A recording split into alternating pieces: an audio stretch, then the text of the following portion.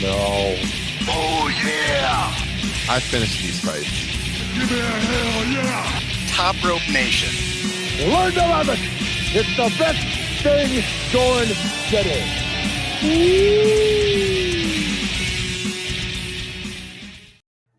What is up, Top Rope Nation? Episode 264, and it's all about the Macho Man Randy Savage. Yes, indeed. We have brought back the fantasy draft finally after, God, you know what? Kenny Omega just came back on television, and I think it's been longer than that since we've done a fantasy draft. So Kenny Omega was out for like 9 months or whatever. And our last fantasy draft, Kenny Omega was still wrestling because we did the best television matches to ever air on regular television and cable or broadcast because he and Brian had that match at Grand Slam. So, boy, it's been a long time, and we got a great topic tonight, I think. Randy Savage, as I said, I'm jacked for this. Kyle, you ready? Look at that hat. Look at the sunglasses. You got the mood set, my friend. This draft, okay, an auspicious start. It feels like everything's working against us, but there is no way. All right, I got my hat here. Got the glasses, but there is no way we're not doing this draft. You know why? Show you something right here. Right now. Okay, let me show you something here. What's he taking out? Oh my God! Because history beckons the Macho Man. This is amazing. Wow! Let me tell you, he must something. be watching this. That is gorgeous. Let me tell you something right now. Wow! Try to deny doing a draft. I got a microphone that doesn't work. Who knows where people are? We're doing 3 people, and by God, we're going to kill it tonight, baby. Unbelievable. If you're not watching the video stream, Kyle just pulled out a Macho Madness robe. Orange. Sequins and all. Incredible. He's walking around his room currently wearing this thing. It's hard to do with the cord, buddy. As Kyle would say, I've never seen anything like this in my career. Unbelievable. This is fantastic. Can you see I love it. There, oh, we can see the madness. There you go. History beckons, baby. He is wearing clothes under the robe, so you think it's safe. It's safe for now. Very awesome. I love it. Justin, you got the classic 80s Macho Man purple t-shirt on. This is, oh man, this might be my favorite wrestling shirt, to be completely honest. And of course, this guy wrapped me out. Oh, yeah. Oh, yeah. The Hasbro. The Hasbro out. So I figured you were going to wear that shirt. So I got a different one. I kind of forgot I had this shirt. It was just I think like a gaming site or something that made this shirt. And our buddy Tim Jensen sent it to me when it came out. I was like, I got to buy it. So it's got like a cartoon of the cup of coffee in the the cream of the crop. And it says Macho Munch. It's supposed to look like a cereal box or something. It's pretty funny. So we're all themed about the Macho Man. As Kyle said, it's going to be a 3-man crew tonight.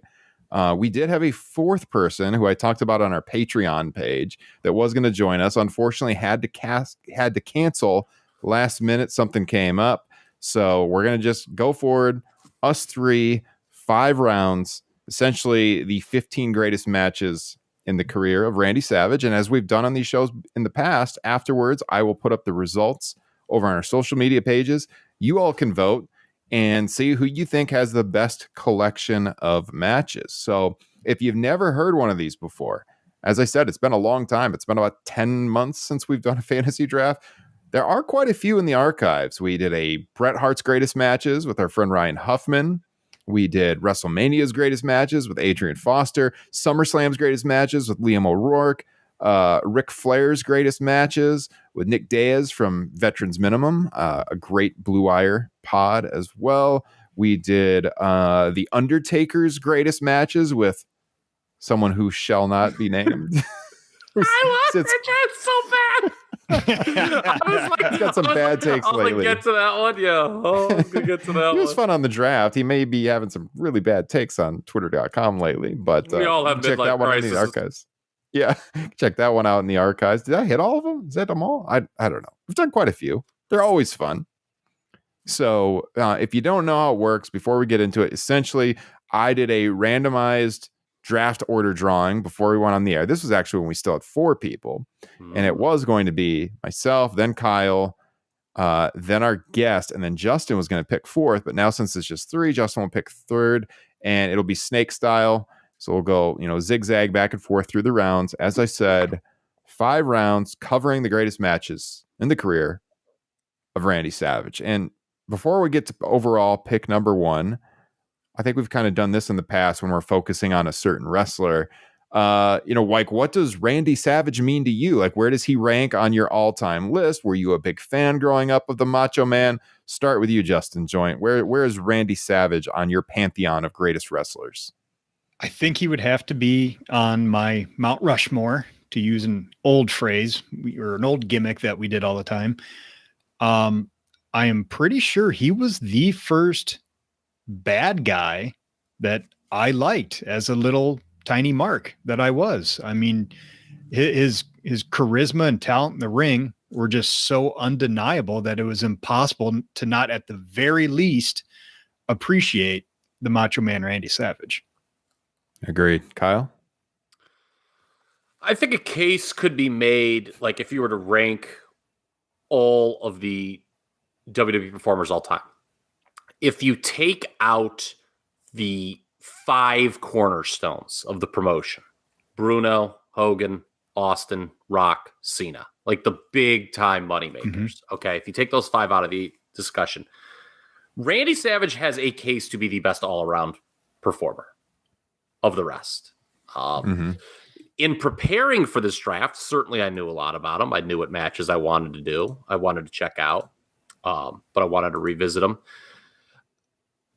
And this is the beauty of the guy. I still, after all these years, was able to gain, like, I don't want to say a new appreciation, but a further appreciation of him in the ring. Like, I wrote on the Facebook group about his 1986, just how like phenomenal it was. And like his body movement, especially in that era, 86, 87, was just like unparalleled. His jabs, his selling, his entire WWF career, just storyline after storyline, just great one after great one. I mean, other than like Dusty Rhodes in 1990, I don't think he had a bad feud. He came in, what a tour de force, how he came in 85. Could be intense by being quiet. I mean, I would be hard-pressed for there to be anyone out there who thinks that Randy Savage is not one of the greatest all-around performers in the history of this business. I mean, that would just be atrocious to say otherwise. I was just waiting for you, wearing a Randy Savage robe to be like, yeah, you didn't mean shit to me. Yeah. I was Halloween for him one year. It was fun. Well, that, and he transcended pro wrestling too. Like I had tons of people in my life who never watched it, and everybody has a Macho Man imitation they can do. Yeah. Everybody knows him. I mean, I'll bring him up to my students and they know who he is. And I mean, he was barely even alive during their lifetimes at this point. I teach 14 and 15-year-olds, and he's been gone since 2011. And they all know him. It's just, everyone knows the Slim Jim commercials, obviously. Like our wives are not wrestling fans. They all probably, when they first met us, if you would have said, hey, do you know who Randy Savage is? They all would have known. Oh, yeah. Everybody knows him. So, I mean, I agree with what both of you guys said. I think, to your point, Kyle, how he was just the jabs. He was kind of a high fly. Like he'd come off the top rope, obviously with the flying elbow, but he was like so agile, a little bit smaller guy, very quick. And then, later in his career, he had some surgery, slowed down a little bit, but was able to evolve his style, and he kind of relied more on the brawling, late in his career. And then to your point, Justin, I agree. Like as a kid, being pretty young, I was very much drawn to him for the charisma, obviously the voice, those promos. It was more at that age, more the promos than the wrestling itself. And then it was later on than the wrestling too. Like this is the complete total package. Who didn't think, if you were a wrestling fan and, the theme music, the great theme music, if you were a wrestling fan, who didn't walk down their graduation thinking about Macho Man Randy Savage as that song was playing, Pomp and Circumstance? How could you not? I mean, he had everything that a pro wrestler should have. And I really enjoyed going back and reliving some of his greatest matches too, and gaining a even more of an appreciation for some of them. And I think there's some gems here that we're going to uncover that you might not find ranked highly on, like a Dave Meltzer star rating list or even on Cage Match. We'll see what we come up with. I think the early ones are going to be fairly obvious, but as we get into rounds 4 and 5, might get pretty interesting here. Yeah, well, and what's notable, I think, about the shift from a 4-man to 3-man draft is we were all joking, the three of us privately, about, man, whoever gets that 4th pick, you're going to have to get creative. Yep. Well, now we don't have that issue. Yeah. Because I think most people know what the top 3 in this draft are going to be, probably in the exact order they're going to be. But then it gets real interesting. So, So with that said, let me just go first round. Number 1 overall pick. I'm leading it off here, and I'm going to go with the obvious one, WrestleMania 3, Savage Steamboat. I debated another one, maybe to get a little cutesy with this pick, but I think when it comes down to it, you kind of have to take this match just because of its legendary status. It was the greatest match in the promotion's history for many years. I mean, probably up, what would you say, Kyle, to like 94? Some might say Brett Bulldog, but no, definitely 94. I mean, no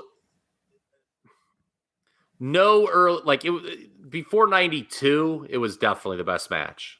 Yeah. I mean, I'd give it 5 stars. The next WWF match I gave 5 stars to would be the Rumble 92. Yeah. So that was the gap in between 5-star matches in the promotion. Yeah. So, I mean, we've talked about this match before on the show. I mean, obviously, it inspired many people to become pro wrestlers. We've all seen it countless times. When I tried to get my wife into pro wrestling, this was the match I showed her. The first time I watched a full-length match with her, it was this one. And I looked at that because I thought about showing her Brett and Austin too, but this was a shorter match. I wanted to keep her attention span. Now I kind of wish I would have showed her Brett and Austin, to be honest with you. And I know that's the approach you took, Justin, with your wife, is you showed her Brett and Austin. Yep. But I mean, this one's in the running, and I just can't imagine taking anything else with this pick. Justin, any thoughts on this match? No, just something you mentioned right there with it, being a shorter match, spending the last few days watching a lot of Randy Savage matches. It is, I shouldn't say shocking, but how many gems he has that are not long. Like he could do a lot in a very little amount of time. And that just goes, back to what we said at the very beginning with the way he wrestled and, how much purpose he put into every movement. I think more so than almost anybody. It never looked like he was trying to get from, A, B, or C. He was in the match, and it always looked like he was in there to win it. He wasn't performing or like acting, I should say. Yeah, agreed. All right, so that's number 1 overall. Kyle, take us to your pick in round 1. Yeah, I'll just say this too. It's funny you guys talked about he was the first heel that you got into. And I mean, it's a legendary run. Ironically, and I talked about this when we did the WrestleMania 3 show, growing up, there was not a single match where I wanted somebody to win more than Ricky Steamboat at WrestleMania 3 against Macho Man. I know this is a Macho Man draft, but man, I mean, that feud, that's the feud. I waxed nostalgic about it when we did. That's the feud, that you just picked number 1, Brian. The blow off to that feud was what made me a wrestling fan for life. So a worthy number 1 selection there. I think the criticism of it, how, they had it all pre-planned. I think that's a stupid criticism. Yeah.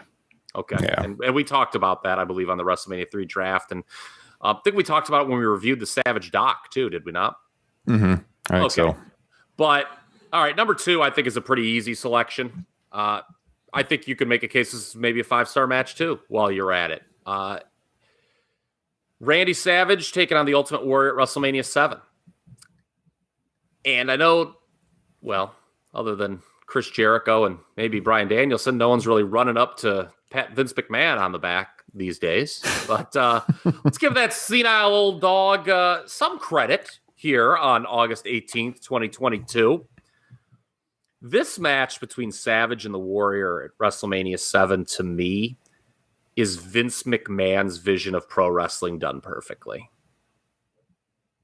Like, this is what he wants. And I don't think, when I think of his vision for it, I don't think it was ever done better with not just the match, but the post-match. That counts for me when including in this match. That's what maybe puts, I mean, okay, you maybe roll your eyes when Randy or when Warrior's like looking up at the heavens and starts talking to himself. That's kind of stupid, but that's clearly over that, you know, then outweighed by the incredible reunion, grown adults in the crowd crying when that happens. I mean, it's not often wrestling does that to us.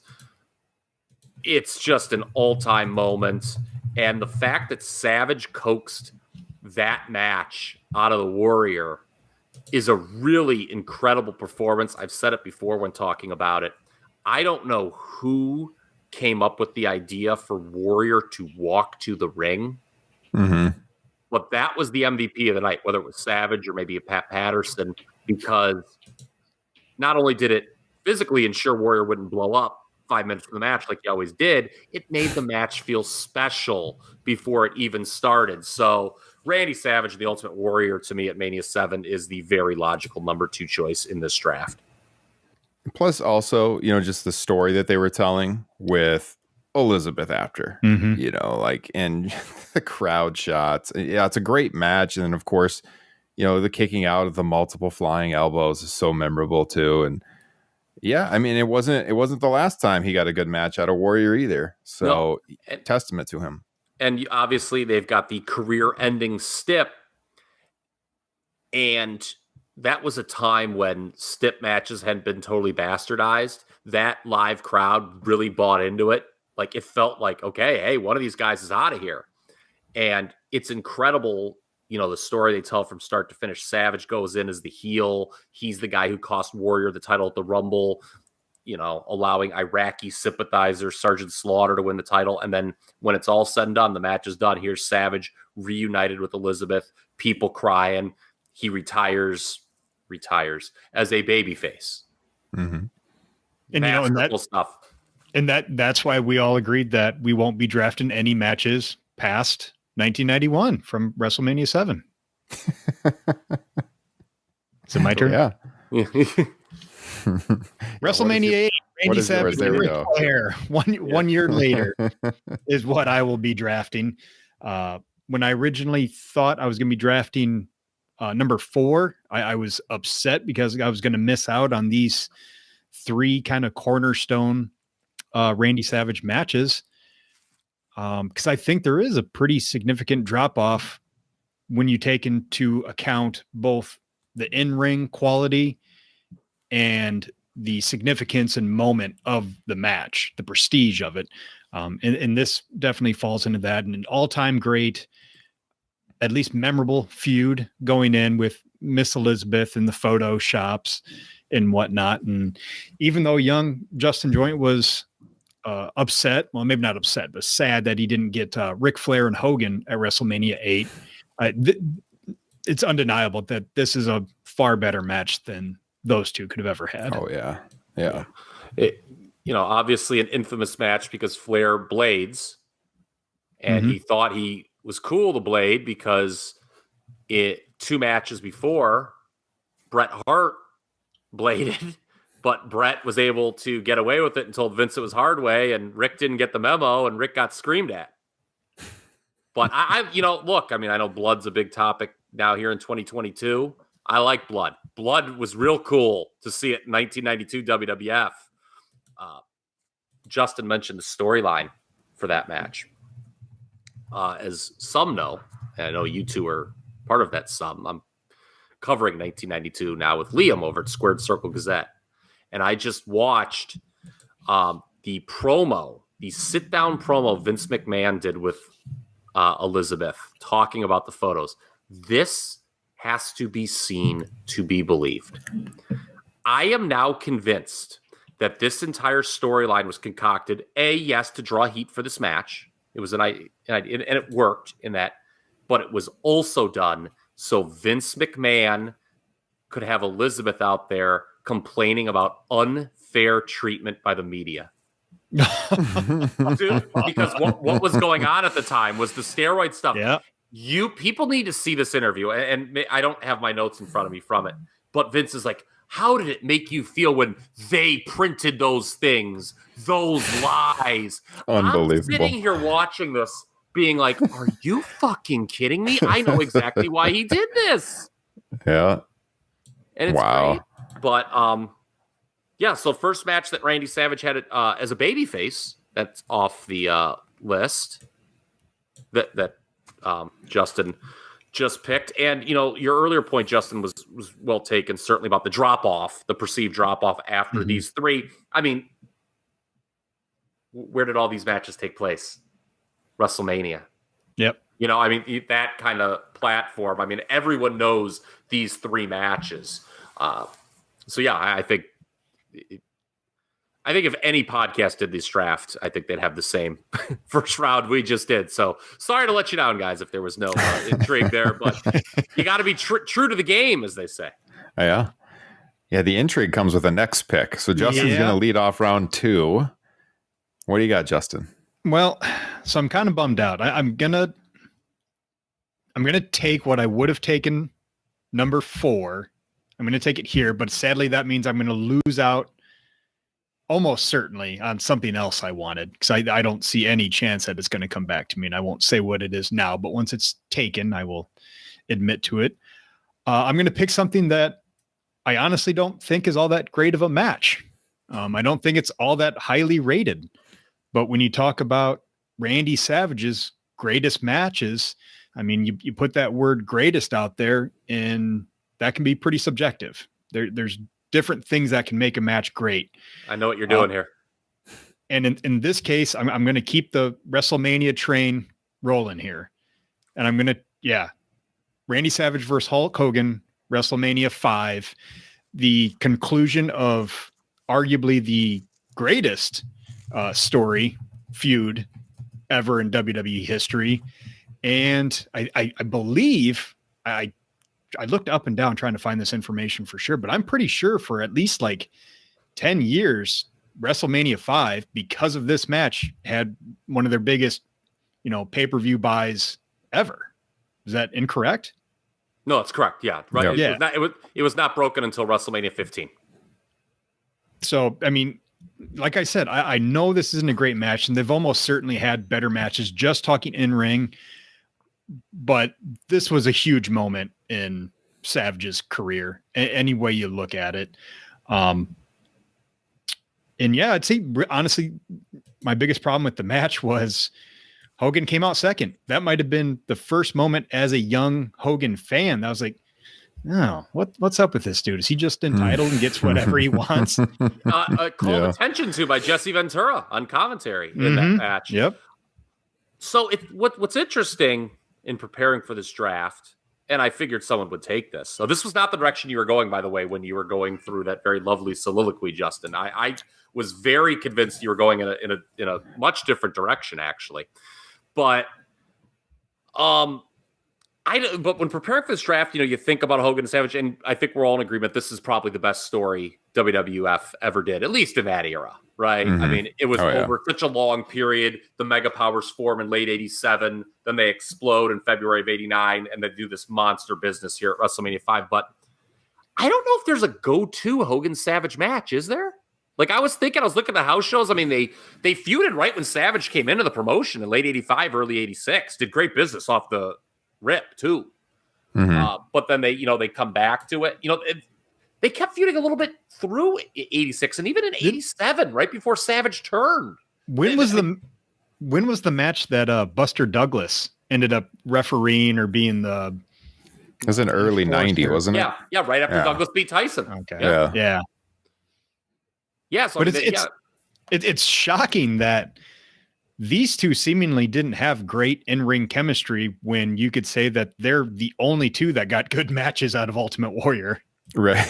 Well, they had good matches. It's just that there's just not that one, I think, that sticks out. Now, to your pick, this one sticks out because, again, what did we talk about with the first ones? And you reiterated this. Lovely. It happened at WrestleMania, and because it did the big number. I think the two things hurt this match. From an in-ring perspective. One, Savage went in with an absolutely terrible staph infection. Okay, It was so bad that, Bruce Pritchard, who I wouldn't believe normally if his tongue was notarized, went on the record. And this is, I think, before he went back to the company when he got really full of shit. But he was like, yeah, to be honest with you, if that match happened today, we probably would have had to pull Savage. Wow. I mean, think about that. I mean, in those days, they didn't care if you were, what you were affected with. If you were a WrestleMania, I mean, for God's sake, Sid failed a steroid test at the height of steroid testing, and they still let him main event.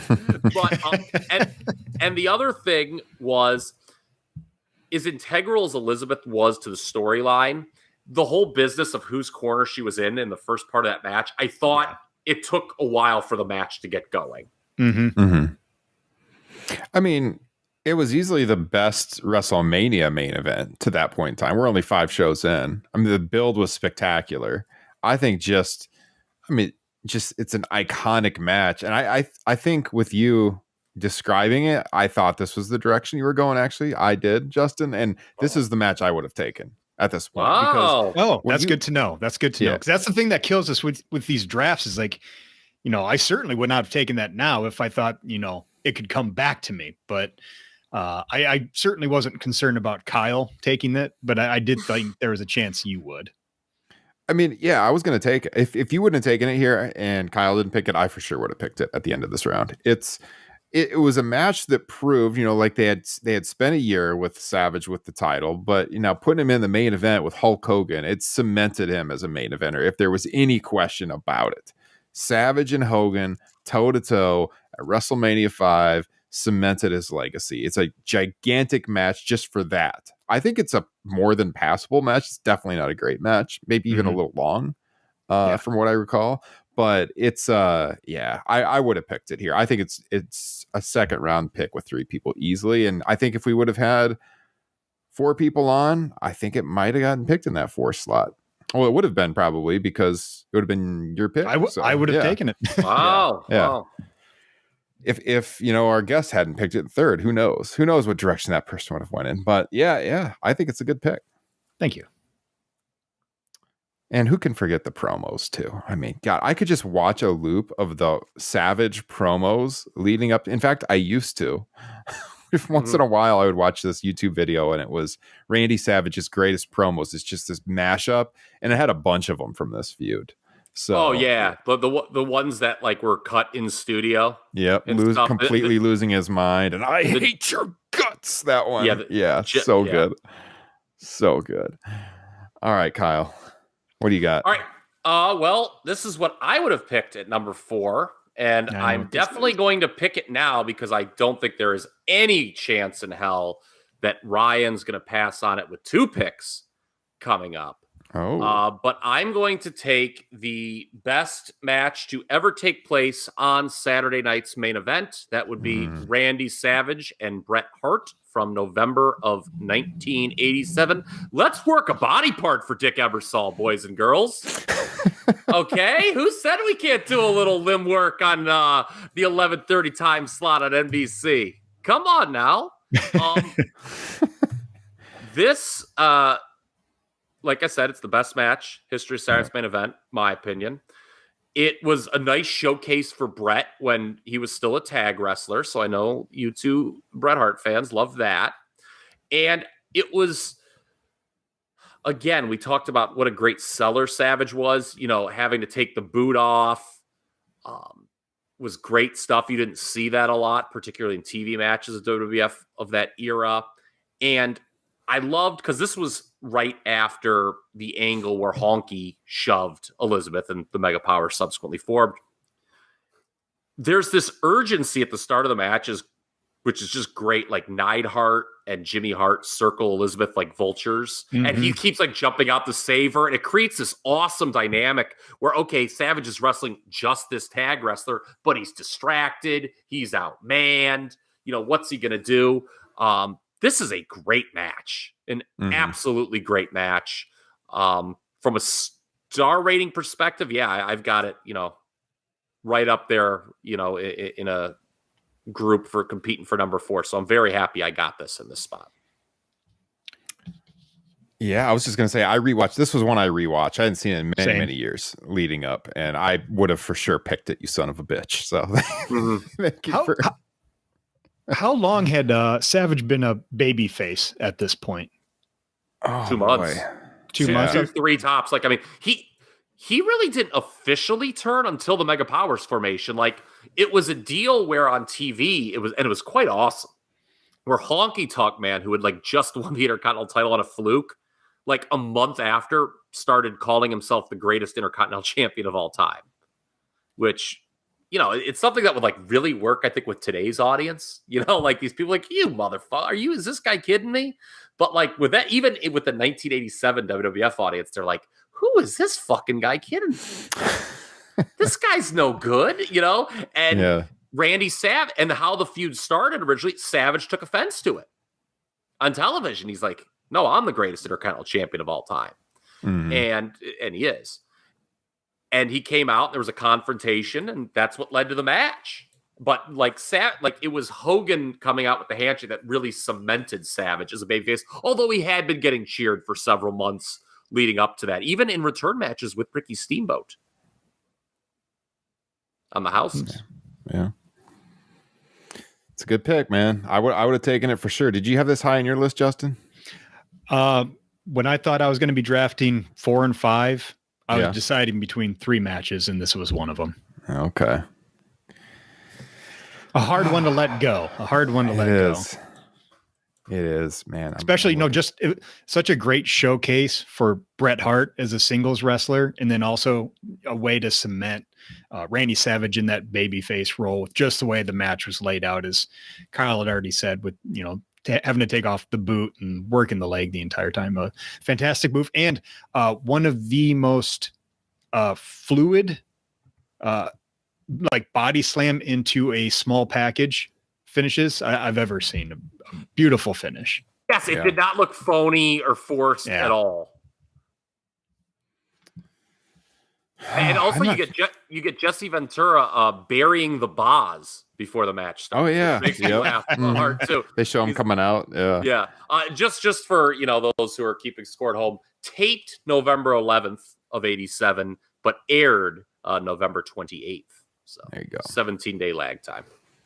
And as you found out, Justin, those Saturday night's main event shows can be a little difficult to find there on the Peacock. Oh, Jesus Christ. That, I wouldn't say I've been a defender of the cock, but I have not had as much trouble with the cock as a lot of other people have had.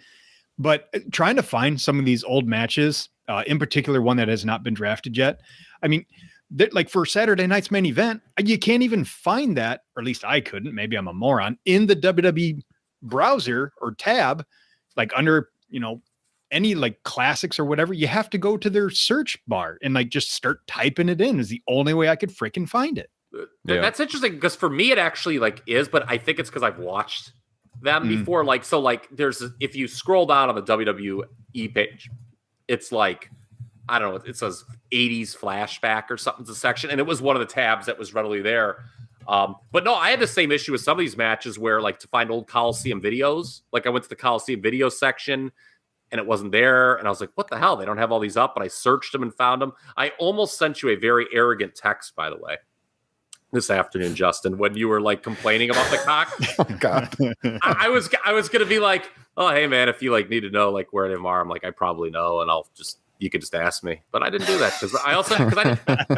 because number one, I didn't want to come across as arrogant. Number two, I didn't really want to help your drafting. I want you to see a few less matches, buddy. Yeah. You know what? With my pick here, I'm debating a couple of directions. Yeah, 2 picks actually. And I'm debating directions here because I feel like there's some technical, like in-ring work wise, there's better matches out there. But there's a match just hanging there that's on my list. I tried to kind of like choice rank them, and this one's down like a few slots, but I feel like I just want to get it on my board right now.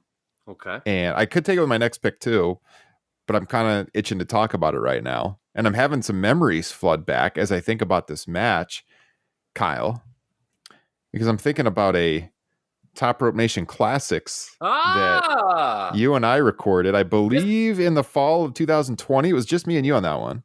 I thought this is where Justin was going when he was talking about like I could see that now with transcending star ratings. I am real concerned right now. I do not feel good about what's about to happen. You were thinking this one was going to be there for you? Yeah. Okay. It's not. mean, it's a brief match, but when you think about the way it starts and you think of the aftermath and Kyle, how we raved about that promo backstage afterwards, this Tuesday in Texas. By the way, I like how you said aftermath because only an idiot would call it an afterbirth. Yeah, I mean, I just the feud is tremendous. You know, everybody has fond memories of the Jake Roberts Randy Savage feud. The match it's fine, 6 minutes and 25 seconds according to the results list I just pulled up. But you're not picking it because the match itself. I'm not pitching it. I'm not picking it because of that. I'm picking it because, you know, after Savage scores the victory, and of course, you know, this Savage coming up back from retirement. If you're not familiar, and I can't believe you wouldn't be if you're listening to this show, but, you know, the wedding at SummerSlam, the gift from Jake Roberts and everything that transpired. So we get this match, and then afterwards, Savage wants to really take out Jake Roberts, you know, and the officials come out and he tries to attack him with a ring bell. And you know, in the distraction, in comes Jake Roberts, who gives him the DDT. Right. And eventually, you know, like the big part of the match, not really the match, the aftermath of the match is when Elizabeth tries to save her husband and Jake Roberts slaps her and gives Savage a DDT anyways. And it's just, I mean, my blood gets boiling thinking about it. It's freaking amazing. If you have not watched this match in a long time, go watch it. This is how you do a wrestling storyline.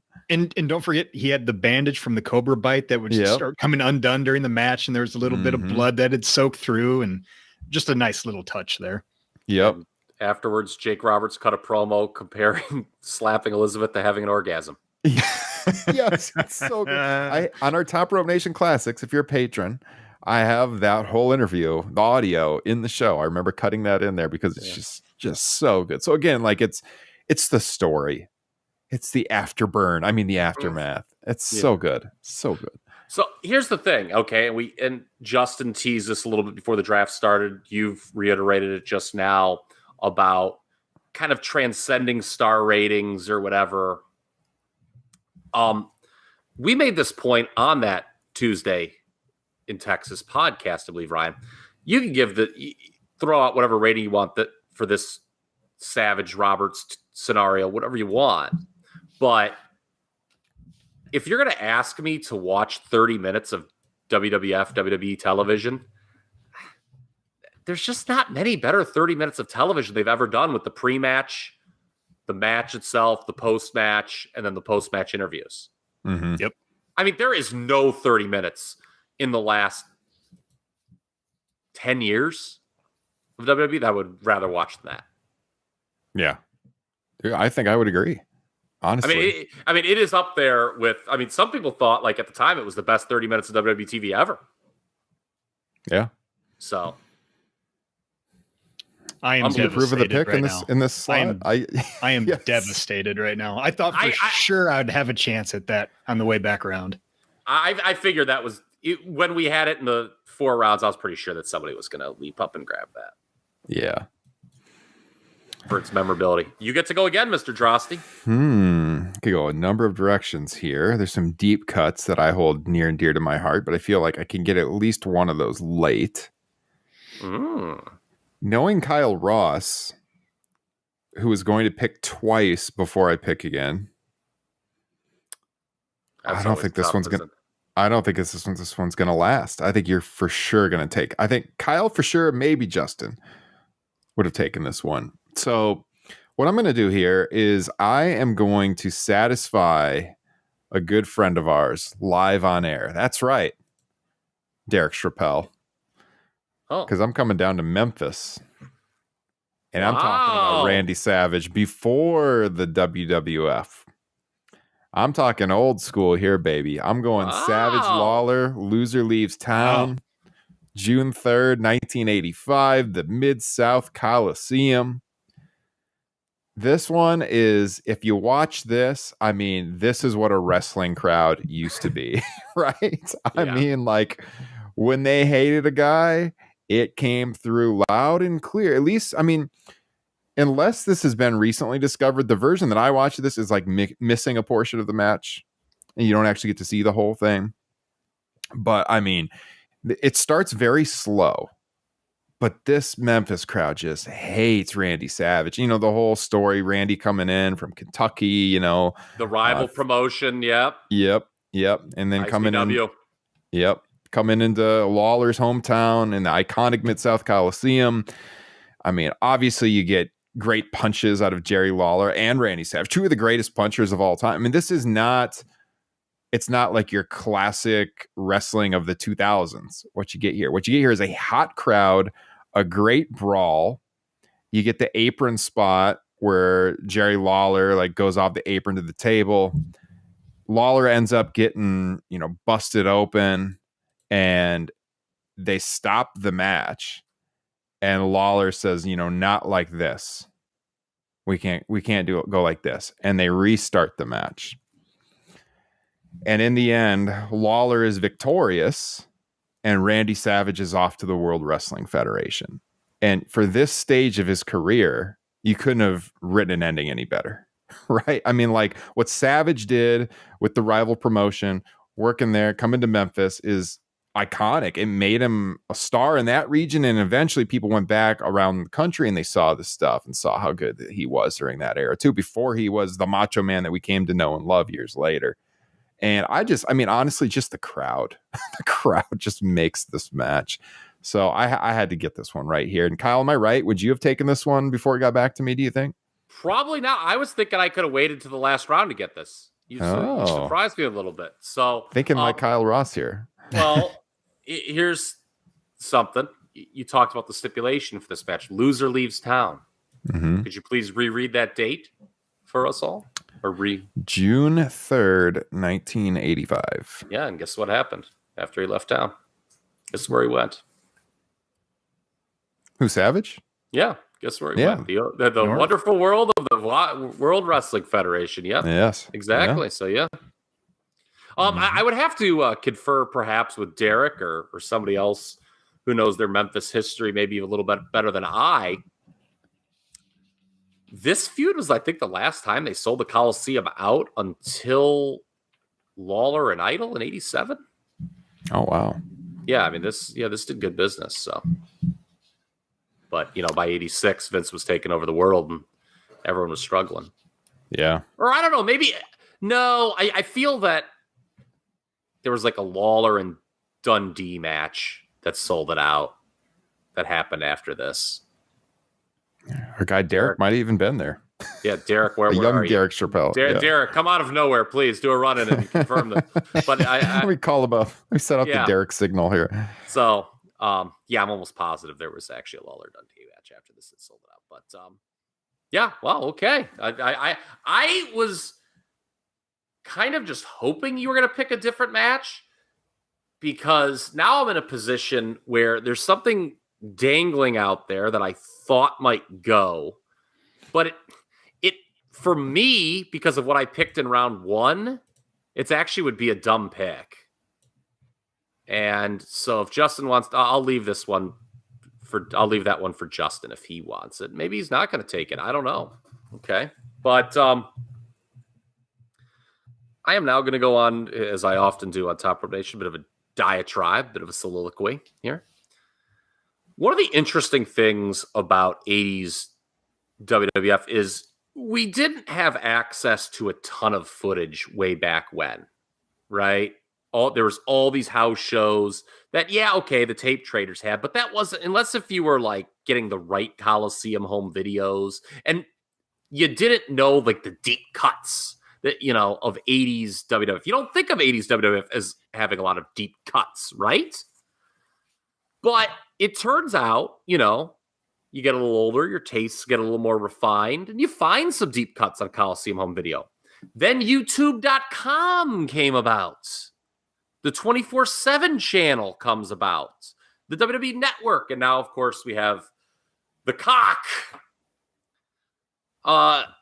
Justin seems a little scared, a little nauseous. Like he's I'm a little worried. Up. I'm a little worried right now. Okay, I was going to wait a little. I actually feel I've waited enough, though.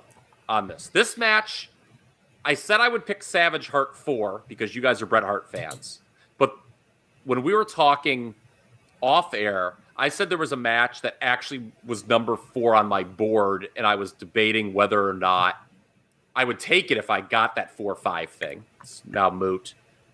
Here we go, round 3, and this is what, pick number 8, Ryan, I believe, in the draft? Yes. Okay, Yep. well, I have a chance to take it. I'm going to take it.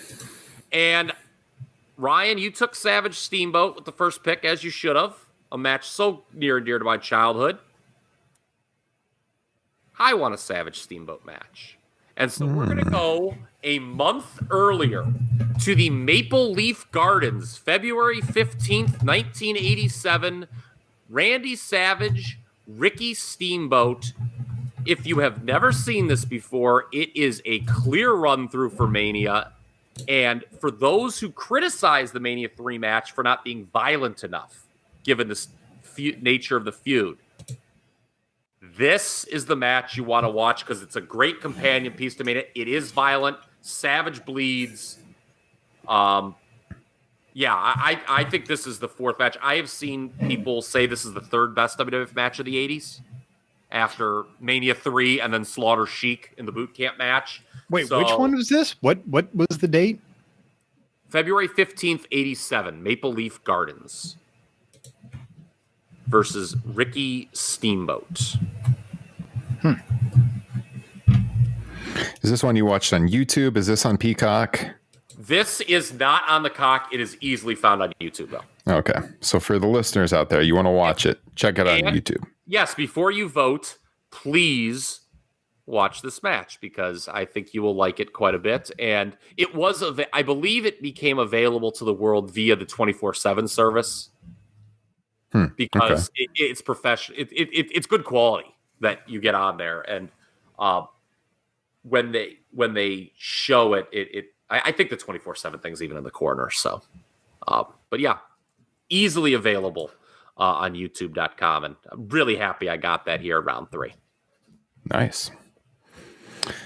All right, Justin, what do you got? Well, he did not take what I was hoping to get with one of my next 2 picks. It does surprise me that there's another match sitting out there. So maybe I have to, I don't know. I'm going to take the one that I thought he might be taking here because, well, maybe not entirely. It fits into his talk about, where did you originally see this match? For me, I don't remember when I originally saw this, but I know it was either some random YouTube video or else on possibly, and maybe you guys will know this, a Coliseum video from back in the day. I am going to be taking Randy Savage versus Ted DiBiase from June 25th, 1988, steel cage match, MSG. I think this might possibly be, in this run, Savage's best title defense. It is an extremely hot crowd, so hot that towards the end of it, a kid climbs up the cage to try and knock Virgil off because Virgil's up there trying to help DiBiase. A really fun match, hot crowd, makes Savage look like $100, and it just, to me, if you watch it, keeping in mind the time, it solidifies him as a champion. I think in today's eyes, it might feel a little slow because a lot of the start of the matches, DiBiase with the upper hand. But boy, does it builds tremendously to just a great finish. That match, I believe, was what we talk about, what was evaluated highly at the time, what we've come back to, with the benefit of hindsight. That match, I believe, was one of 4 or 5 WWF matches that made the 80s yearbook in the Observer by Jeff Bowdren. The one Justin just picked. It was Savage and Steamboat, obviously, Slaughter and Sheik. I think there was a Rockers Brainbusters match in there. Patterson and Slaughter, and that. I think those were the 5 WWF matches that made the top 100 in the Observer at the end of the decade. So it is available on Macho Madness is the Coliseum video.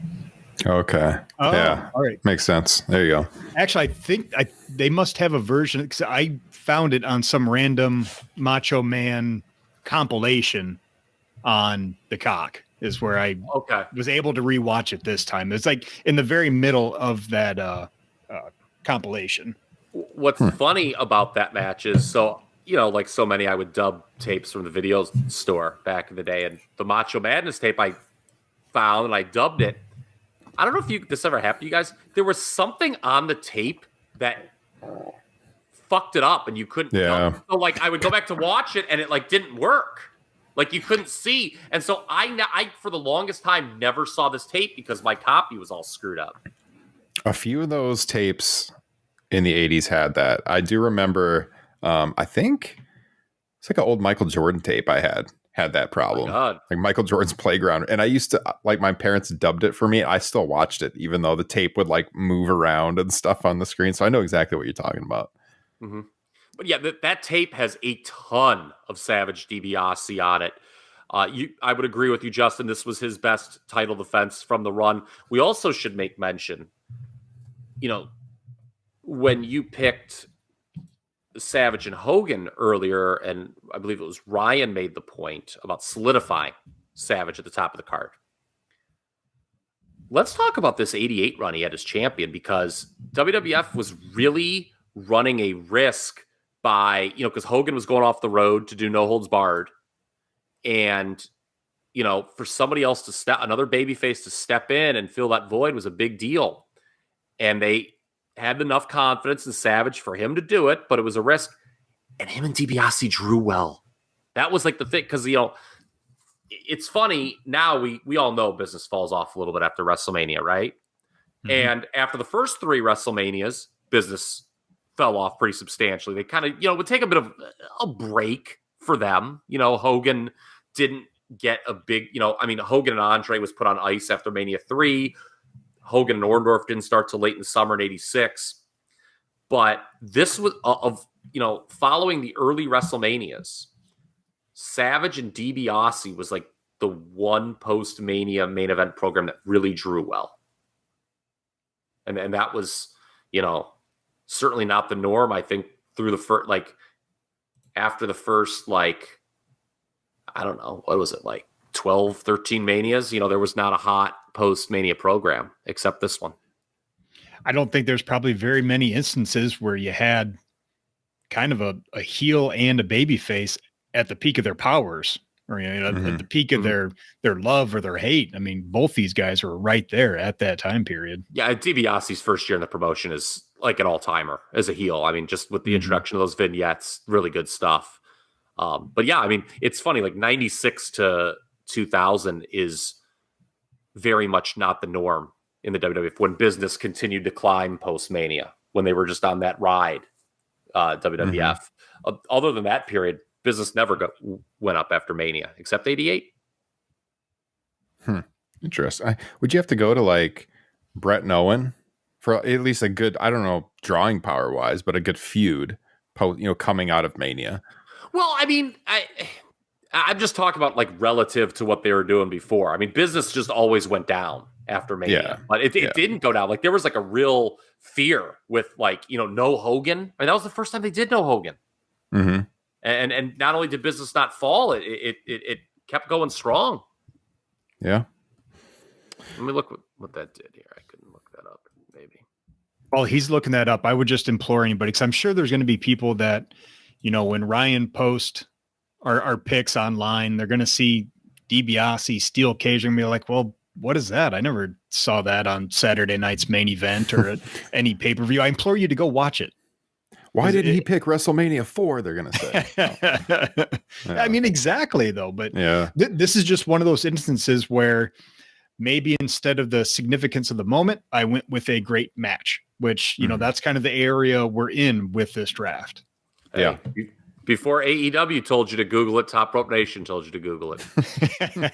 That's right. For the record, that show did 18,300, which was very, very good with no Hogan. Interesting.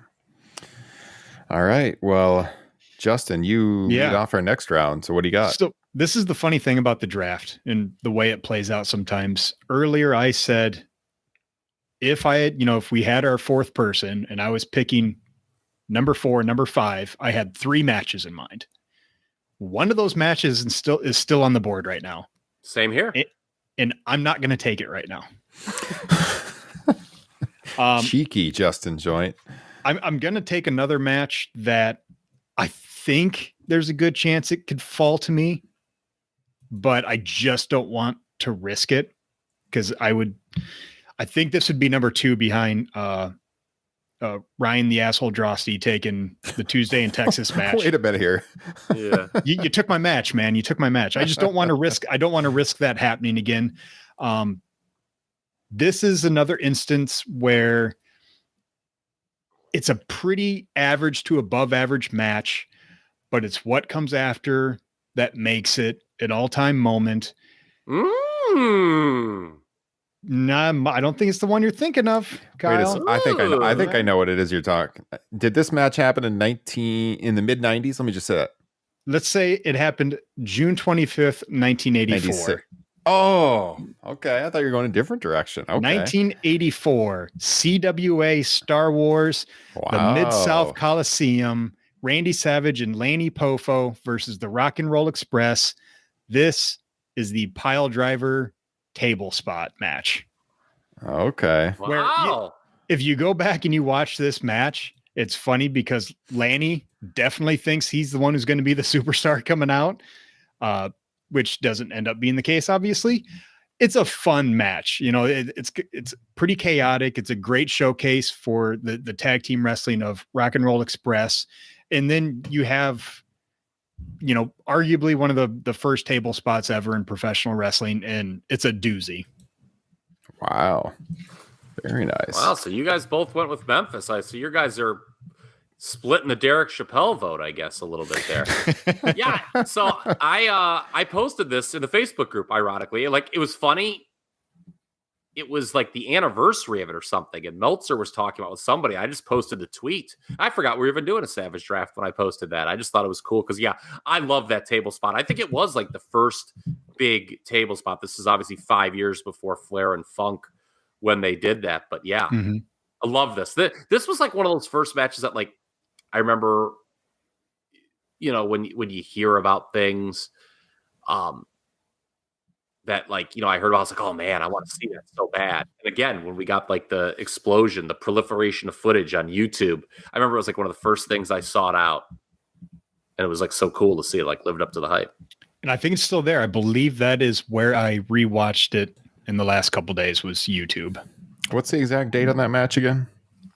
6/25/1984. Okay. Nice. Okay. So that's not where I thought you were going with that. Interesting that you had it that high, Justin. You had that in consideration if you were in the 4-5 snake position. No.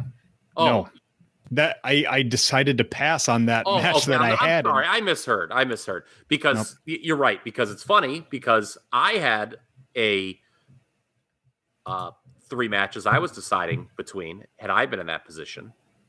I picked 2 of them, honestly, are incredibly Savage and Hart and Savage and Steamboat from Maple Leaf Gardens.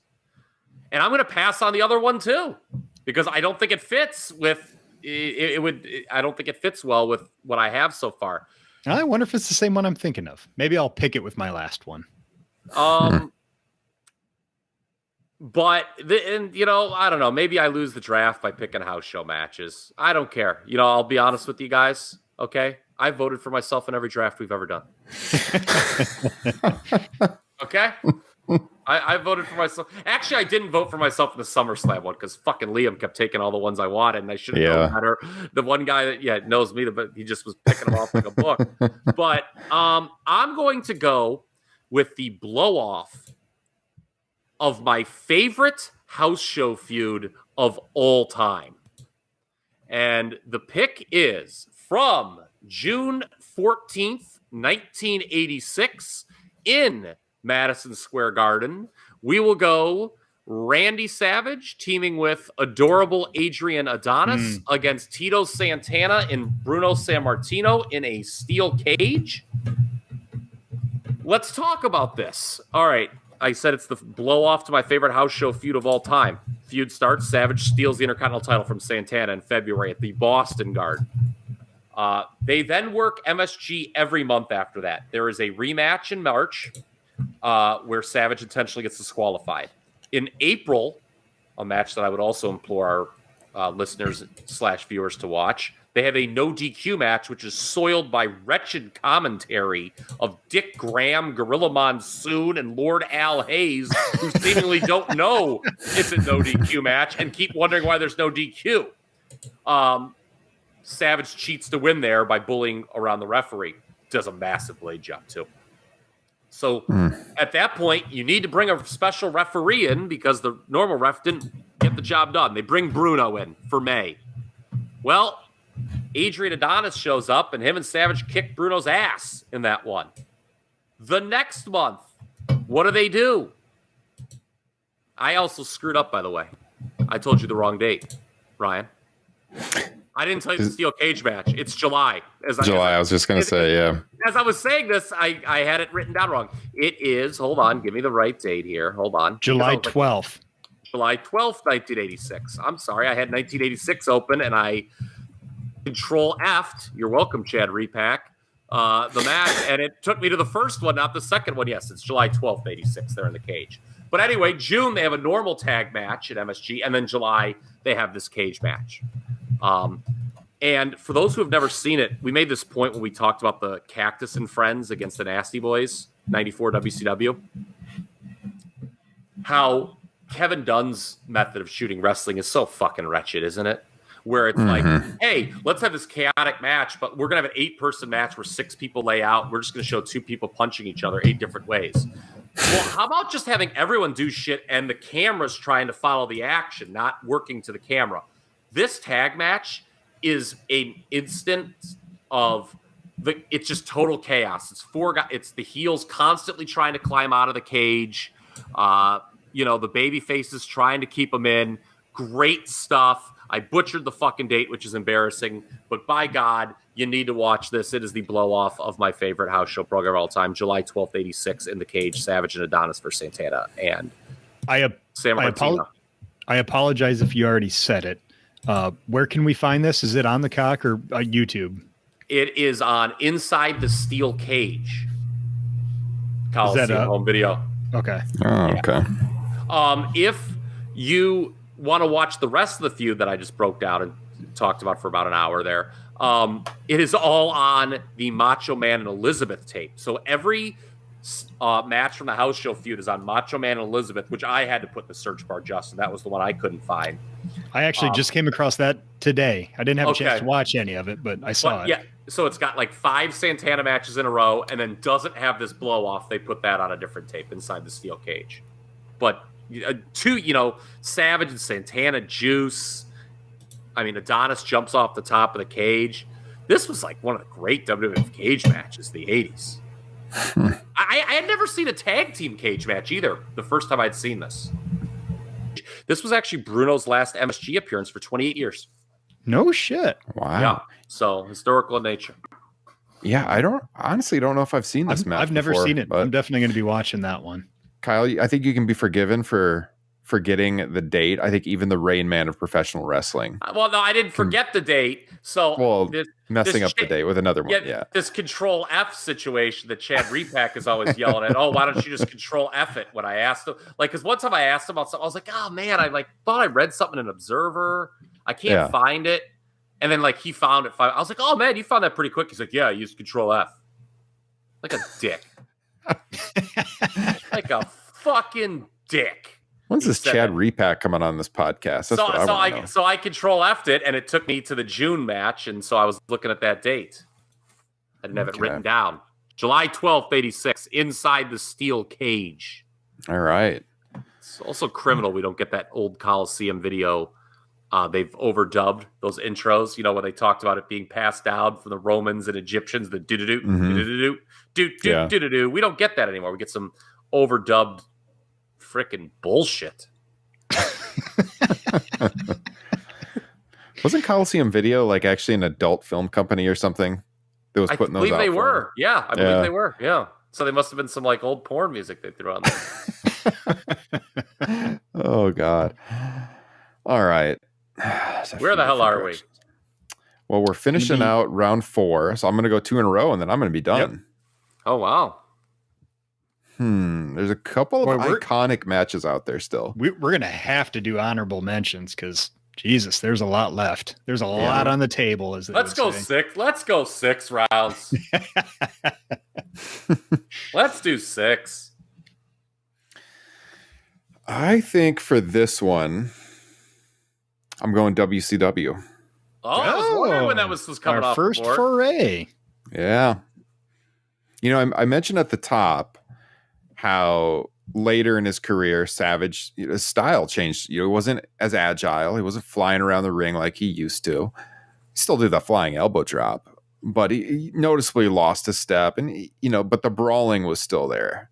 And I think that this match is one that showcases that. So him and Diamond Dallas Page had several matches throughout 1997. They worked Spring Stampede, Great American Bash, and then here at Halloween Havoc 97, it's basically a last man standing match. They called it, what was it, like a Las Vegas was it like Last Chance Silver Dollar or something? No, it was Sudden Las Death match? Vegas something. Las Vegas Sudden Death match, I think. Sudden Death. There you go. I knew it was Sudden SD.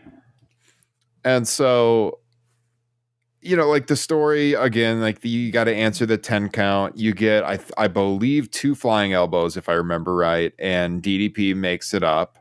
You get the diamond cutter. Savage gets up like at the 9-second mark from a diamond cutter. You get Kimberly and Elizabeth out there. They get into a fight. These guys brawl all over the arena. Ooh, talk about peak of your powers, Kimberly and Miss Elizabeth. Oh, yeah. Another reason to watch this match.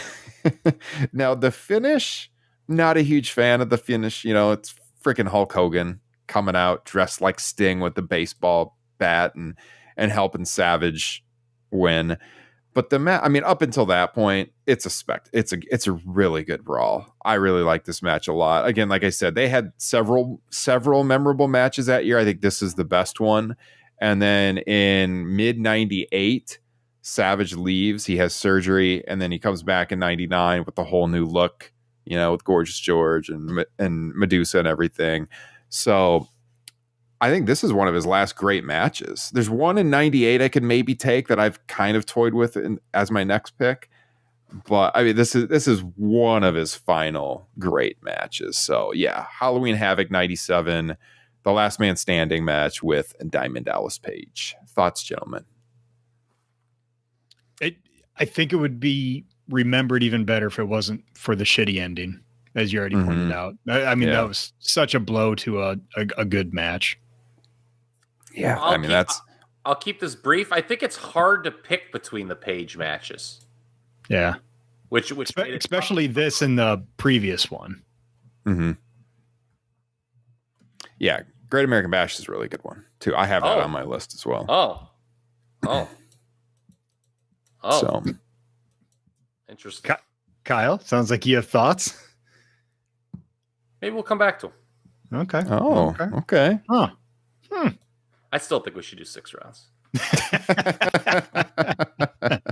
I can do it. Yeah. There's a lot of directions to go. So that finishes round 4. To start round 5, and with my final pick, this might be my deep cut pick. Maybe. I'm trying to remember the Coliseum video this was on. It might have been... It was either like Rampage or Invasion 92, and I can't remember which one. It's a tag match. Fucker. Savage and Bret Hart. Yep. Taking on Ric Flair and Shawn Michaels. This one was taped in July of 92. I didn't write down the exact date. I just wrote July 92. You have the exact date, Justin? 20th. July 20th. 1992. Right around the time of the ladder match. Yeah. The first WWF ladder match. Have you guys seen the promos they shot for this, by the way, for the local market? They're pretty entertaining. I watched some of those last night. I have not seen they refer to themselves as the Space Cowboys. Is that right? Yeah. So yeah, in one of the promos I watched, Savage calls them that at the very end, the Space Cowboys. But earlier in the promo, Brett wants to call them like the Excellence Executors or something. I can't remember how it's some spin on the excellence of execution.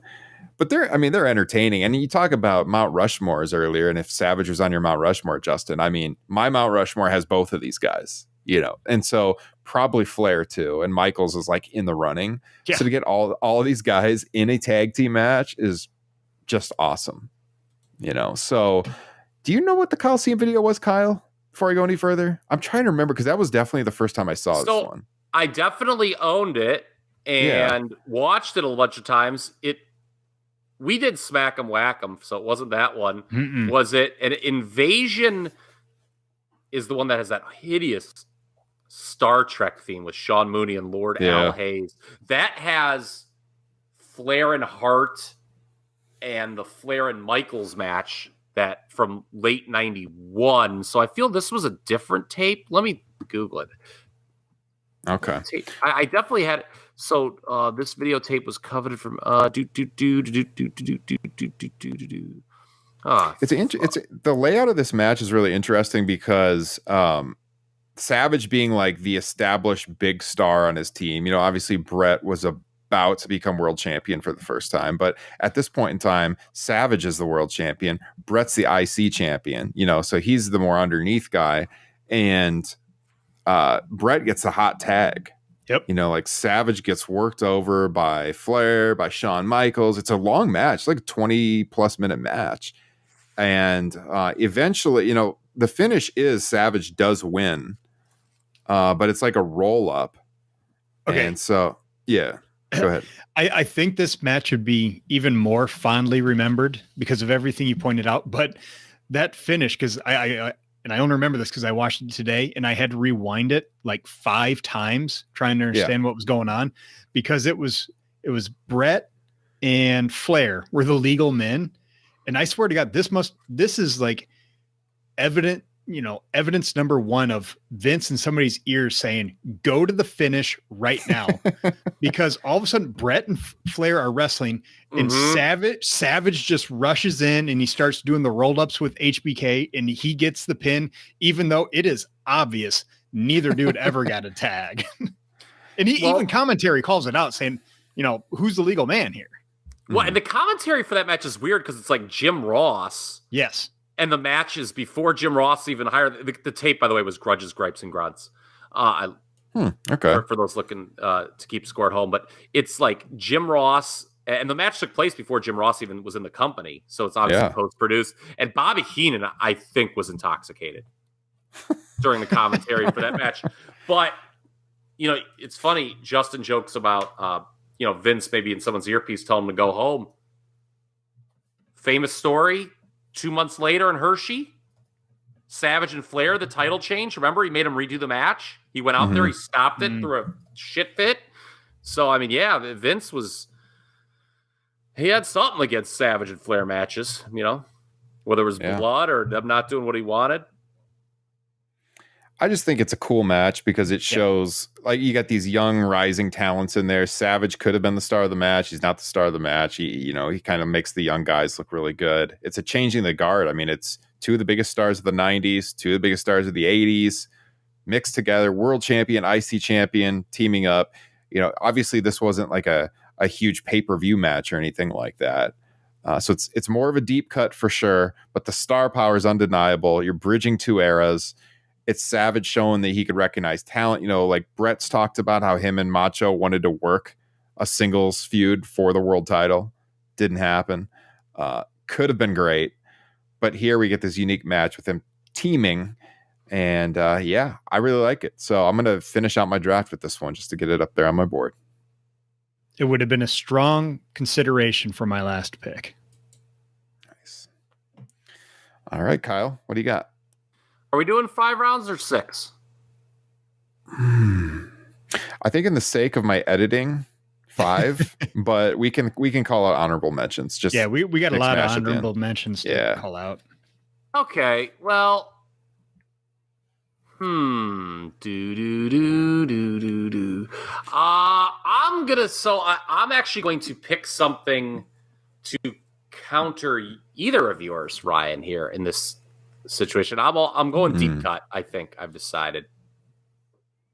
Also from 1992, let's hit the European tour. Oh, okay. Here we go.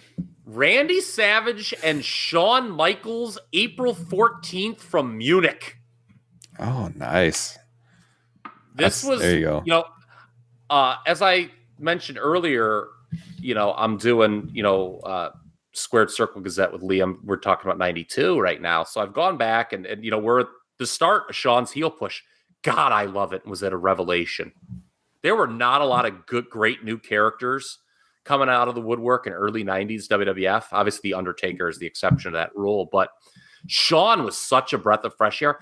I'm going to be honest with you. I think I like 92, 93 Shawn better than like 95, 96 Shawn. He had higher end matches in that period, but as a baby face, I mean, it's taking your clothes off. What are you doing? I love 92, 93 Shawn when he's coming in his own as a heel. So give me April 14th from Munich. Savage against Michaels. One of his first title defenses. I'm embarrassed to admit I've never seen this match.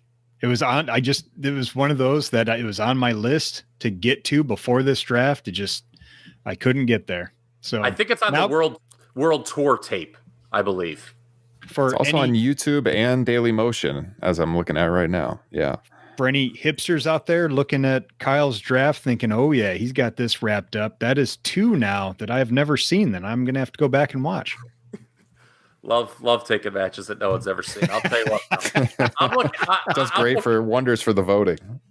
Who cares? What a great list I've got here, man. Can't deny it. I have one pay-per-view match. From the first and it's round. An Ultimate Warrior match. Yeah. That's awesome. All right. Well, I think I'm going to take the match that I was considering in that number 4 to 5 range originally that I have passed on 3 times now. This is the epitome, kind of along the lines of the last one I took. Average match, kind of forgettable, all-time great angle to end it. And when you have the opportunity to take a match that made Kyle Ross a wrestling fan for life. Last time. Yeah, that's a good one. So it originally happened, I believe, late October of 86, aired November of 86. I am taking Randy Savage versus Ricky Steamboat. I believe it was on Superstars of Wrestling. Mm-hmm. This is the infamous throat angle with Steamboat. Savage, dropping the axe handle from the top rope and bringing the ring bell in, and Steamboat selling that punishment like he's Leonardo DiCaprio out there. This was the match that had me pulling my hair out trying to find it in its entirety. I found half of it on Primetime Wrestling on the Cock. Eventually found some really shitty version on YouTube that I could watch the entire thing. But I mean, you talk about the things that made Randy Savage, you can go to that pile driver table spot, getting his name on the map, the Lawler match, getting his name on the map, Liz being attached to her, becoming IC champ. And then it's this going into WrestleMania 3, one of the all-time angles in pro wrestling history. I mean, Kyle, sing about it, brother. Yeah, it made me a fan for life. I mean, my dad had to get, pull me aside, tell me about the birds and the bees of pro wrestling about this. Maybe it wasn't all on the up and up because I was freaking out as a 6-year-old child. But yeah, I fucking lost this draft. Okay. I mean, to be clear, I want it, but I will lose it with the fans because but in retrospect, could I have picked this instead of the Maple Leaf Gardens match because people know this probably better? Yeah, they could have, and it's kind of picking this is very much along the same lines of Ryan, what he did with Tuesday in Texas, right? Mm-hmm. You're not just picking the match, you're picking because the post-match angle, which is, Vince McMahon and his element. Just overselling the injury. But the match itself is actually very good for 1986 WWF television before the injury angle. I mean, they're working at a breakneck pace. I love how Ventura sells it early on. Just unprecedented for a title match like this to take place on free television. And I like how they weave the Danny Davis angle into it because Davis hadn't turned yet. Obviously, that would come when he would screw the Bulldogs over. But, Steamboat's got Savage pinned. Davis comes out, and he just doesn't make the cover, or he just doesn't make the count. Pardon me. That's great. I mean, yeah, this is a very worthy pick. I'm glad this got picked. So what's the date on the match again, Justin? Is that the air date or the taped date? The tape date was 10/28/86. Okay, I believe air date was November 22. Yes. Okay. Yes. Debating what I was going to put on the bottom line here as I've been scrolling our results on YouTube. I put in October 86, but yeah, it aired November 22nd. Superstars of Wrestling, 1986. Dang, Boy, man. These are some... Talk about a pro wrestler. We've never done his draft, but he's got 3 matches in the Ric Flair draft, and he's now got 3 matches in the Randy Savage match. I think Ricky Steamboat was a pretty good professional wrestler. Mm-hmm. And we just saw him on AEW Dynamite this week. That's right. Kyle, you got some thoughts on AEW Dynamite. You're going to be talking about those with our buddy Jesse Velasquez on Top Rope Nation Extra tomorrow. You guys want to hear that? It's going to be some great analysis. I have a feeling Kyle's going to rant on that show. Sign up to become a patron. Yeah. I'll be dropping real soon. But yeah, Ricky Steamboat, man, what a guy. All right. The big boards here are real good. All 3 of us have got quite the list, and there's a lot more out there, Kyle, as you're alluding to right now, that could have been picked. So I can't believe this didn't get picked. The Savage Warrior match from SummerSlam. I was thinking about it. I was thinking about picking that 4th or 5th. That was because I just assumed everyone had that up high. I am in shock that I didn't pick it because I took the WrestleMania 7 match. I didn't want both Savage Warrior matches. Yeah, I thought of it. I mean, it's another one the finish, not great, but it's SummerSlam. It's Wembley Stadium. And everyone's seen it. Another great carry job. Yeah. I thought about it. There's another really good deep cut that you literally have to find a fan cam of, and it's the Brett Savage match from May of '94 in Japan. The quality on it is rough, but Brett has raved about that match over the years. You can find it on YouTube. I had that on my board as well. I felt like that was too deep though to pick in the draft.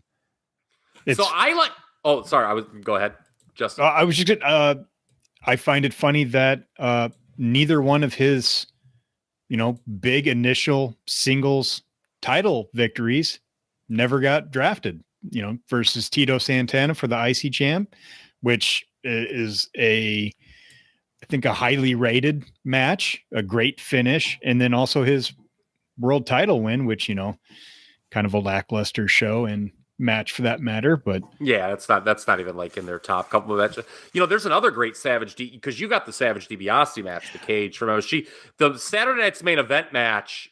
I thought was going to get picked from March, where it's crazy that they give away the tournament.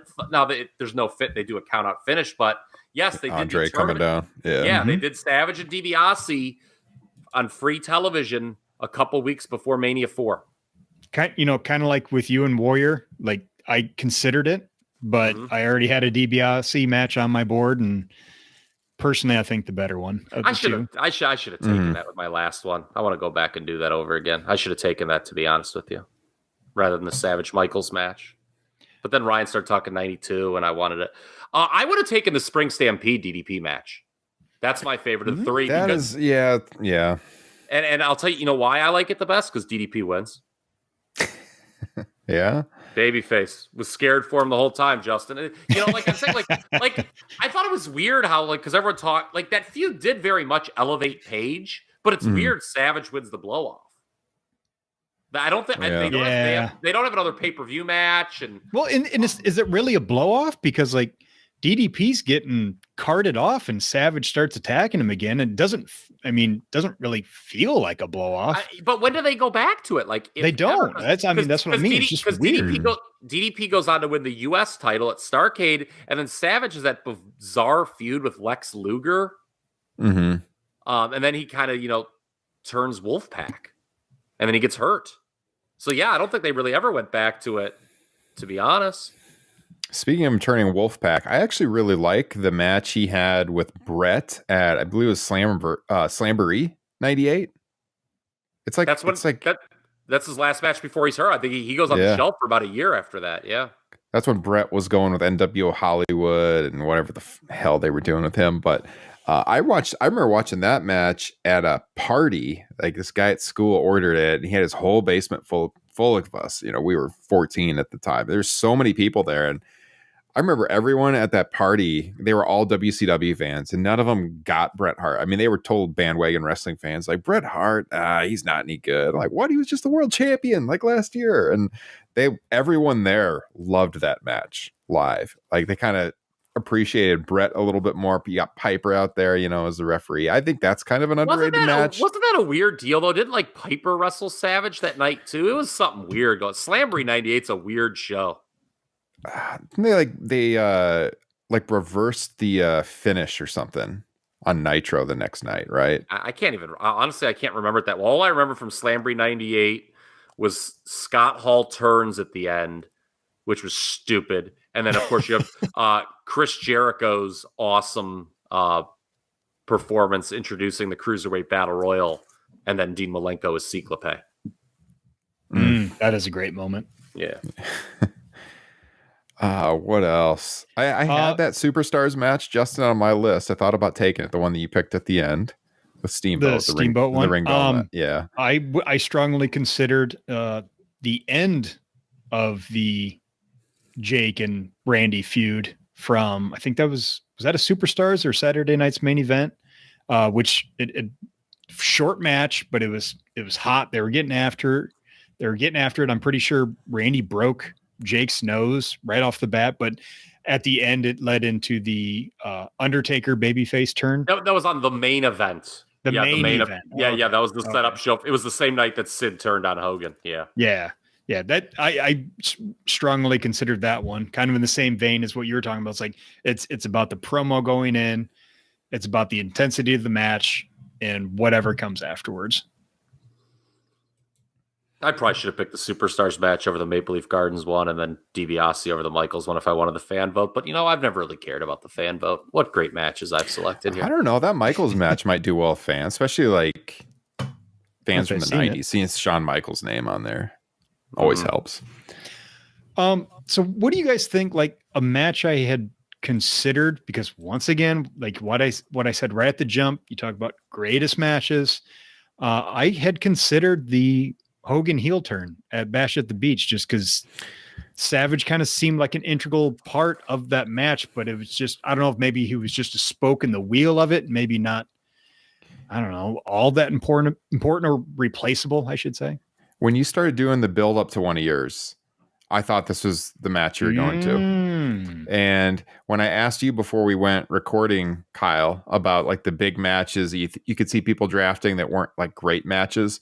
And I asked you, were they 7 years apart? I thought I was alluding to WrestleMania 5 and this one. And I thought about it at one point too, just because of the aftermath and what comes with the NWO and that he was involved in the match. I didn't end up taking it, obviously, but I thought about it. I had it on my list. I mean, to me, it just ended up being one of those, I would have probably had to kick somebody off the stream if they drafted the 92 Rumble, because it's not about Randy Savage. That's kind of the same thing with this match. Ultimately, he's replaceable as good as he is in the match. Yeah. Well, he's the guy who eats the leg drop. Yeah. Mm-hmm. At least. Which adds to it because of, the entire history between him and Hogan. Which I believe is actually called to by Bobby Heenan. I actually didn't consider that. I legitimately didn't think about, like, when I thought about WCW, all I thought about were the Page matches. And then also, what about the big Father's Day brawl with Ric Flair at Great American Bash 95? That was something I debated taking when, Flair and Savage, they bring their feud to WCW, and instead of feuding over Elizabeth, they're now feuding over Randy's dad, Angelo Poffo. I can't remember. Was I talking to both of you about this, or was this just Justin? Like, we talked about that match on the pod one time, because I remember going back and rewatching. Maybe it was for the Flair draft when I was researching for that, but I remember rewatching that one the last couple of years and really liking a lot. That was on my list as well. I know we've talked about it on the show at some point, or maybe it was off air, but us three have definitely talked about that match. I should have picked it. What a mistake. So like another one, I don't know, not quite the same as some of those other ones, but like I gave strong consideration to the SummerSlam tag match of, the Mega Powers versus Andre and DiBiase, just because of how big it was in that moment and how much it elevated Savage as a world champion. Granted he had to be placed next to Hulk Hogan, but still huge. Granted, probably more of a Liz match in the end. Memorable finish, yeah. Yeah. I think as a moments match, it deserves consideration. First SummerSlam, yeah. The first SummerSlam too. I'll never forget the build too, when they're like, Randy Savage is going to pick a tag team partner. Who will it be? Gee, I wonder. But I mean, to be fair, right there. I mean, Hogan had been off TV for, at that point, a couple months, because that was, like we said earlier, when he was filming No Holds Barred. Oh, Bad News Brown in a Harlem street fight from, I don't think that was Toronto. I feel was that the Cops Coliseum? I feel it was that in Hamilton. Is that either from 88? Was it either December 88 or January 89? It's on a best of WWF tape, I remember. I knew I wasn't going to pick it, so I didn't bother rewatching it, but that's kind of like they use a table in that match, actually. I love the very short-lived and often forgotten Savage Bad News Brown feud. Remember, like, that was when Hogan was feuding with Boss Man, and in the fall, and so Savage feuded with Bad News. And that feud, it was so great how it started with Bad News claiming that Elizabeth was doing favors for Jack Tunney. That was pretty hardcore for 88 WWF Weekend Television, man. Yeah. My God. Okay, so I just have to add this in. This is too fun not to share. I was trying to find that Bad News Brown match. Mm-hmm. And I found there's one from December 30th, 1988. It was an MSG show. Dave only gave 2 matches on this entire card, star ratings. Randy Savage versus Bad News Brown got 3 1/4, and one other match also 3 1/4. Tim Horner versus Barry Horowitz.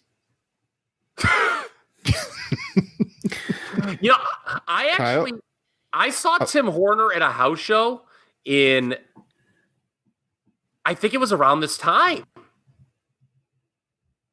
And like, I remember thinking, I was like, oh, this guy must be like pretty good because they gave him a lot of time. I bet you it was because I went to a house show in early 80s. I bet you it was on the Hogan Boss Man undercard when I saw it. Well, Greg Valentine and Ron Garvin was probably pretty good on that. They always had good house show matches. Yeah, it was Tim. This was Tim Horner's MSG. I'm on Graham's site, but this was Tim Horner's MSG debut in December of 88. So yeah, it must have been a couple months later. I saw him at the Richfield Coliseum on the undercard for Hogan Boss Man. Who did he work that night?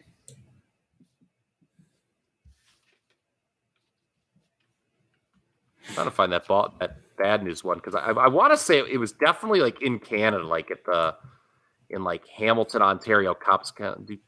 Yeah, here it is. Savage beat Bad News Brown. Best of WWF Volume 19. I don't think they have most of those on the network, do they, Ryan? Like those best ofs. Remember, there was like 20. Yeah, I don't think so. Yeah. Wow. I mean, I was gonna say some of these matches that we drafted. I mean, Dave wasn't super kind to. Star rating wise, I mean, when we were starting our research for this draft and we pulled up some of the old star ratings and stuff, and even like the cage match ratings from wrestling fans, we were kind of blown away by some of the star ratings on them. I mean, Kyle, I guess they just couldn't live up to that women's Money in the Bank match this year. Fucking get me started on that. Or that I've been sitting on that one the entire show. Or that 4-star classic between Mox and Mance Warner. Yes. Yep. I mean, for WrestleMania 5 is not a great match by any means, but I mean, 2.75 versus what women's Money in the Bank got this year. I mean, imagine wanting to watch the women's Money in the Bank match from 2022 over Hulk Hogan, Randy Savage. If you said, I don't mean to be a dick, man, but like if you would say that, like I would tell you to leave. I would just go away. I don't want to like ever talk to you. I found it here. So I was at a house show March 17th of 89. Hogan and the Boss Man main evented in the cage. Tim Horner defeated Iron Mike Sharp in 11 minutes and 1 second in the opener. Wow. How about getting in your seats and watching Iron Mike work 11? That was followed by the Red Rooster pinning the Brooklyn Brawler. So we were really off to a roaring start at that show. Hercules and Bad News Brown went to a double count out. Isn't that lazy? Jim Duggan and the Bushwhackers defeated Dino Bravo and the Rougeos. King Haku pinned Rick Martel. Depending if Haku was giving any effort that night. That Hillbilly Jim pinned Boris Zukov in 826. I was at this show. This is wretched. Sounds like torture. Jesus. The fuck is this? Hillbilly Jim pinned Boris Zukov in 826? Good what kind God. of sick fuck would come up with something like that? Oh. On a more positive note, did anyone consider Savage and Dynamite from Wrestling Classic? Haven't seen it, couldn't find it. It's on the net. It's on Peacock. It's only a 5-minute match. It's brief. It's very brief. But I had it on my list. It came back to my mind because I'm looking at the star ratings, and Dave actually gave that 4 stars. I think that's a little generous because it's so brief, but it is a cool match. I mean, great finish. Thinking about these two guys and what could have been if we could have had like a good singles match that was given time during their primes. I think this is their only singles match they ever had, isn't it? Yeah. Justin, it's the not to spoil it if you ever find it, but like it's the first time I ever saw this finish where Dynamite superplexes Savage off the top rope, but then Savage catches him in an inside cradle, and that's how he wins. Ooh, okay. So it was a turn. Oh, okay. If you're going to watch the Wrestling Classic, watch the whole thing, and I want you to text me when the first round is over to give your thoughts on the 6 finishes you had just witnessed. All right. You have to do that. If you're going to watch it, you have to watch all the matches are really super short on that show. But yeah, the first round, the finishes are absolutely stunning. And by stunning, I mean not good. Here's the times of the first round matches, Justin. 3:20, 9 seconds, 2:45, 2:53, 3:25, 27 seconds, 4:17, and 6:28. All right. Well, I guess I don't have to set aside a lot of time to see it. I watched Dynamite Savage from that when I was prepping for that interview I did about the Bulldogs book a month ago or so. And I hadn't seen that in a long time. I had it on the list, but didn't really consider drafting at any point. It's weird that, he has, Dave, that is, gave that a star rating, gave Tim Horner versus Barry Horowitz a star rating, but like Savage Brett from Saturday Night's Main Event doesn't have a star rating. Yeah. I don't even have that actual Observer. I have a recap of it. Yeah. Dave was just, it's funny. I joked when I was on Garrett's show the one time that like when I read old Dave and the way he talked about WWF like in like 87, it's like the way I talk about WWF in 2022, where it's like this begrudging acceptance that it's successful, but by God, I don't like it. Yeah. Well, this was fun. We made the 3-man team work. We hit a lot of really famous matches and also some, maybe unearth some gems for some of the listeners that you haven't seen and have given you reason to check out some of this stuff. So let us know what you thought. Leave us a message in the Facebook group. If you're not in the Facebook group, join. Link is here in the broadcast description. Give this video a thumbs up if you're watching on YouTube. Of course, subscribe to the YouTube channel as well. I mentioned Kyle is doing Top Rope Nation Extra with Jesse Velasquez. I believe you guys are recording tomorrow. That may actually drop. That might actually drop before this because I got to have time to edit this before I put it out. It'll be really close to the same time. So if you get done with this show and you want to hear more and you want to hear Kyle and Jesse talk about this week's AEW news and everything coming out of Dynamite, become a patron. Oh, by the way, we're one patron away from hitting our goal and releasing that unheard Bobby Heenan interview. So we're at 39. Got to get our 40th patron here real soon. So sign up if you want to hear it. I'll tease this way about the extra show I'm doing with Jesse. All you people out there, and I know there's a few of you out there who say, oh, man, you always just rake WWE over the coals and you put the kid gloves on for AEW. If you want to hear me go off on AEW, become a Patreon, easy for you to say, and listen to that show because, not going to lie, I plan on unloading on old All Elite Wrestling. I'm very interested to hear this show. I'm looking forward to it. A promotion that, in my opinion, has completely lost the plot. Oh, there you go, people. Sign up. We always say we're objective on this show. When there's a reason to go after him, we will, and Kyle will tomorrow. Work or shoot, it don't matter. It ain't fucking good, Ryan. It ain't fucking good. And get the t-shirt on our Spreadshirt store. Isn't good, is it, Ryan? I didn't use the word fucking, Kyle, but it ain't good, Ryan. I think it's what the t-shirt says. Spreadshirt, topropenation.com. All right, boys and girls, this has been fun, but we're coming up on 2 hours, so I think it's time to wrap this one up. Episode 264, Top Rope Nation.